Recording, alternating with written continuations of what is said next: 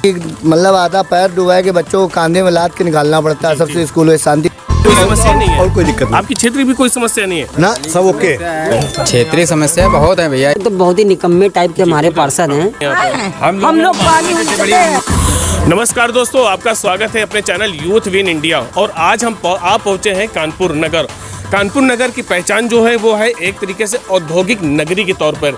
यहाँ के चमड़े से लेकर यहाँ पर कपड़े से लेकर बर्तन तक का जो कि यूपी के अंदर एक डंका बजा चुका है। और इस समय हम जो आ पहुँचे हैं यह दुर्गा विहार नौबस्ता के पास एक क्षेत्र है, यहाँ पर आए हैं। और यहाँ पर जो जनता है अपनी राय रखेगी 2022 के इलेक्शन के चुनाव को लेकर कि क्या है आखिर उनकी क्या है राय और किसको वो पीएम और किसको सीएम के रूप में देखना चाहते हैं। और साथ में क्षेत्रीय व्यक्ति का बड़ा विशेष महत्व है, क्योंकि इस यात्रा को तय करने में एक क्षेत्रीय व्यक्ति से ही लेकर ऊपर की ओर यात्रा तय की जा सकती है। तो आइए यहाँ पे लोगों की राय लेते हैं और पूछते हैं कि आखिरकार उनके लिए कौन सा व्यक्ति ऐसा मददगार था जो कि इनके सुख दुख में हमेशा साथ में खड़ा रहा। बाबा जी, आपका नाम क्या है? रमाशंकर जी, उधर देखिएगा कैमरे पे। तो अब 2022 का इलेक्शन आ रहा है जी। एक साल बाद नेट मतलब कुछ ही महीने बचा है, इसके बाद चुनाव आ रहा है जी। तो आप क्या क्षेत्रीय आदमी में किसको चुनना चाहेंगे यहाँ पर? अब चुनना साहब का इंतजाम को बेचारे 10,000 कमाते हैं, 2,000 नहीं कमा, बच्चे तो जिला मुश्किल पड़ गया है यहाँ पे। अब क्या करें जी, मतलब रोजगार को लेकर समस्या है ये? बहुत समस्या है यहाँ, सब बेकार रोड देखो, गलियाँ सब बेकार है। अभी तक क्या करते थे आप वैसे? अब हम ये फर्नीचर काम करते थे, ये भी नहीं मिल रहा है। तब आदमी के पास पैसे नहीं तो काम कहाँ से कराएगा हम लोगों को? बिल्कुल, मतलब कि यहाँ पर रोजगार को लेके भी जैसे बाबूजी ने अपनी बात रखी कि जो फर्नीचर का काम पहले करते थे, लेकिन इसको भी लेके काफी समस्याएं हो रही हैं। तो आइए हम बात करते हैं और भी लोगों से। बाबूजी ने अपनी बात जो रखी और रोजगार को लेके रखी, आइए और लोगों से भी राय लेते हैं। यहाँ पे भैया आपका नाम वैसे क्या है? धर्मेंद्र सोनकर जी, उधर देखिए। तो आप यदि अब 2022 को जो चुनाव आ रहा है उसको लेकर आप क्या संदेश देना चाहते हैं देश को?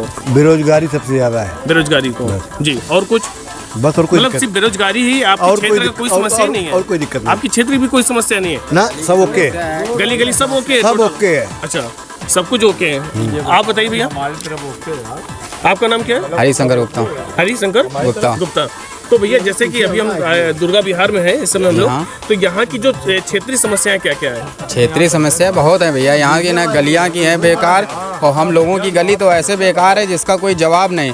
कम से कम 10 बार तो हम लोग तो पार्षद जी के पास भी गए हैं, और उसके बाद हम कम से कम 30-40 महिलाएं भी, हमारी गली की जितनी सारी महिलाएं हैं वो कम नगर निगम 2-3 जा चुकी हैं। वहाँ के अधिकारी लोग कहते हैं ठीक है अभी नहीं, बरसात होने के बाद काम होगा बाद में है ना? हाँ, मतलब लेकिन अभी पार्षद जी के पास जाओ तो कहते हैं पार्षद जी कहते हैं 2-4 दिन बाद बनेगा। और कुछ बीच समय पहले पार्षद जी तो ये बोल रहे थे कि हमको उस गली से वोट ही नहीं मिला है तो हम उस गली में क्यों काम कराएं। मतलब देखिए कितनी बड़ी बात है कि मतलब वोट ही नहीं मिला तो उस गली का काम क्यों करवाएं। बल्कि देखा जाए कि काम अगर और अच्छी तरीके से किया जाए तो शायद यही वोट ही उनके में कन्वर्ट हो सकता था। चलिए कोई बात नहीं, आगे हम बात करते हैं। भैया शिक्षा को लेकर आपकी क्या राय है? अब इसमें तो बहुत बड़ी तकरीबन है कि मतलब बच्चों को एक तो लॉकडाउन की वजह से बच्चों को भविष्य बिगड़ा। मान लो अब स्कूल में जाओ तो पहले सोचते पिछली फीस दो, सबसे बड़ी बात ये बच्चों को 2 महीना 3 महीने फीस मांग रहे हैं। अब ये कह रहे हैं अभी कॉलेज खुले हुए हैं, मतलब सबसे बड़ी जिम्मेदारी कह रहे हैं पहले की फीस दो। अब स्कूल खुल रहे हैं तो पहले फीस जमा कराए, अब स्कूल चालू है तो इतनी रोजगार तो है नहीं इनकमिंग, मतलब जमा करे बच्चों को फीस के लिए।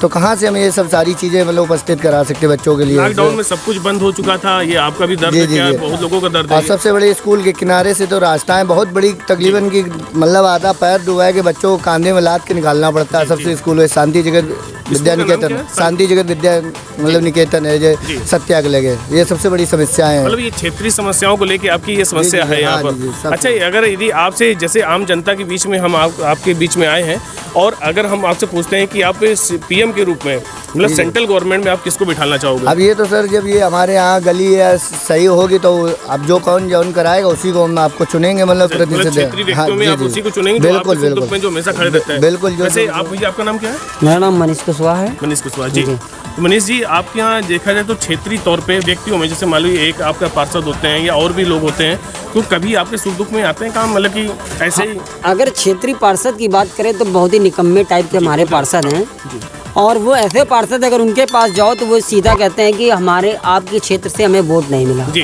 जहाँ से वोट मिला आप वहाँ जाइए। जी आज से लगभग 1.5 साल पहले हमारे इस गेस्ट हाउस को दिखाया जाए, इसमें हिंदुस्तान आपके द्वार का कार्यक्रम हुआ था, जी जिसमें हमारे नगर आयुक्त, मेयर, आला अधिकारी मौके पे थे और हमने मौके पे नगर आयुक्त को यहीं पे घेरा था। जी। और ये इतनी बड़ी हमारे यहाँ की नाले की समस्या है जी जी और इस गली की समस्या को हमने बताया था। जी नगर आयुक्त ने कहा था कि तत्काल मैं आपका नाला यहीं से पास कर रहा हूँ। यहाँ पे नपाई होने के बाद फोटो हुई। दूसरे लगभग कितने दिन हो गए? लगभग 1.5 साल पहले की बात है। 1.5 साल पहले ये सब बातें आपने उनके बीच में रखी? उनके बीच में नगर आयुक्त मैंने घेरा था। घेरने की मेरे हिंदुस्तान पेपर में फोटो आई। जी, जी। इस गली के बारे में बताया।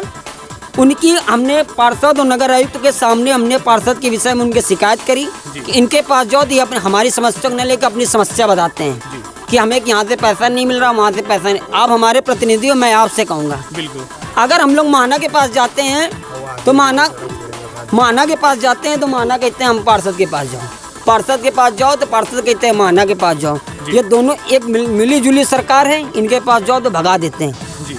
फोटो आने के बाद उन्होंने कहा कि 1 महीने के अंदर नाला बनेगा। 1.5 से 2 साल होने जा रहे हैं, नाला अभी तक नहीं बना। कुछ नहीं बना। गली की स्थिति मतलब विकास के नाम पे आपके यहाँ बिल्कुल जीरो है। कुल विकास के नाम पे जो कुछ भी नहीं आता है जी। केवल ढांढस बंधाता है। जी बिल्कुल। केवल ढांढस जी बस। मतलब विकास के नाम पे बिल्कुल तरीके से कोई जीरो नहीं है। है। आपके क्षेत्र को लेके गली की स्थिति देख लीजिए। अगर आप घुसेंगे तो आपको रोना आ जाएगा कि बच्चे कैसे निकलते हैं। स्कूल जाने के लिए नाली में बरसात हो जाती है, लोगों के घरों में पानी ये तो नहीं घुसता है। भैया की अपनी राय और लेकर बात करते हैं।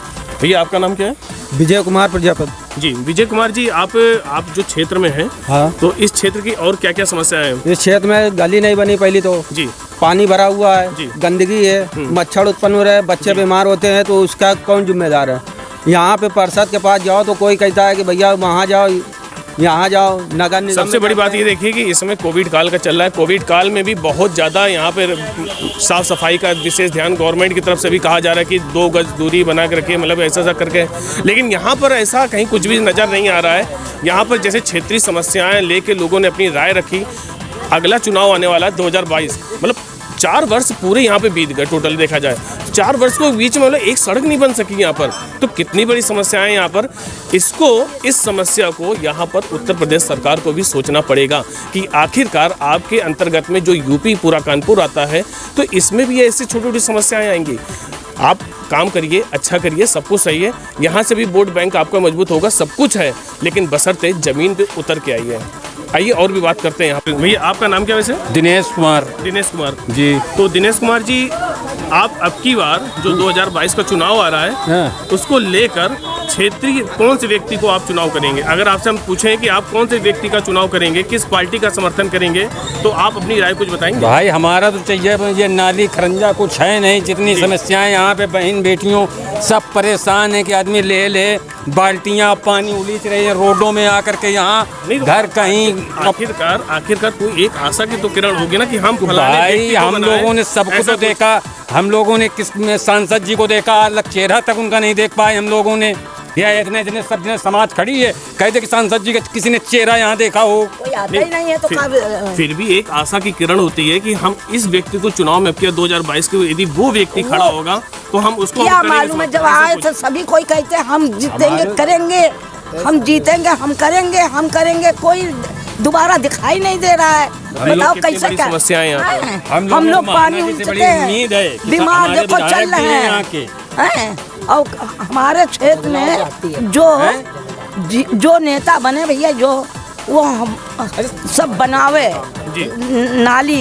नाली सबसे ज्यादा है, बिल्कुल। नाली सबसे ज्यादा परेशान। जैसा कि आप देख रहे हैं यहाँ पर वृद्ध महिला का भी मतलब कितना बड़ा दुख है। यहाँ पर बता रही हैं नाली का भरना, सीवर का भराव होना।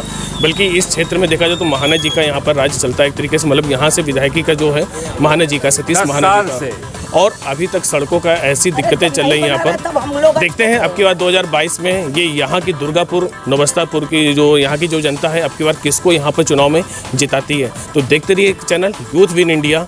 आगे अपनी यात्रा को फिर जारी रखते हैं। नमस्कार।